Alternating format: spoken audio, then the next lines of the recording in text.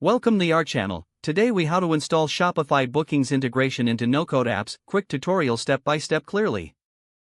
To get started with Shopify bookings integration, first, ensure you have a Shopify account set up. Go to the Shopify App Store and search for the Book That app or a similar bookings app. Choose the app that best fits your needs and click on Install. After installation, navigate to the app dashboard from your Shopify admin panel. Next, set up your booking services by clicking on Services or Add Service. Fill in the necessary details such as service name, duration, and price. Once you've created your services, go to the Availability section. Set up your available time slots by selecting days and hours when bookings can occur.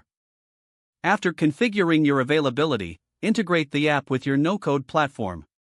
If you're using a tool like Zapier, create a new Zap that connects your booking app to your no-code app. Select the trigger event from the Bookings app, such as New Booking. Follow the prompts to connect your Shopify account with the no-code app. Next, choose the action you want to occur in your no-code app when a booking happens. Map the required fields from the Bookings app to your no-code app. Test the integration to ensure everything functions smoothly. Now, embed the booking widget into your no-code app. Copy the embed code provided by the Bookings app and paste it into your no-code app. Adjust the styling and layout to match your app's design.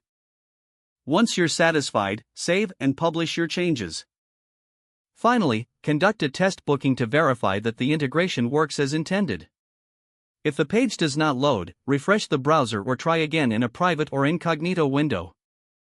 Make sure you are using the correct email address, then retype it carefully to avoid small typos. If your password is not accepted, use the reset option and create a new strong password you can remember. Check your spam folder for verification or security emails, then complete any requested confirmation steps. Enable two-factor authentication if available to improve account security and reduce unauthorized access risk. After signing in, review your profile details so your contact information and settings are accurate and current.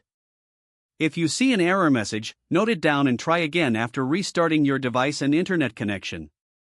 Log out when you finish, especially on shared devices, to keep your account and payment information secure.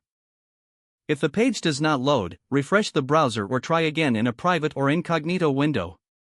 Make sure you are using the correct email address, then retype it carefully to avoid small typos. If your password is not accepted, use the reset option and create a new strong password you can remember. Don't forget to like this video and subscribe to our channel for more step-by-step tech guides.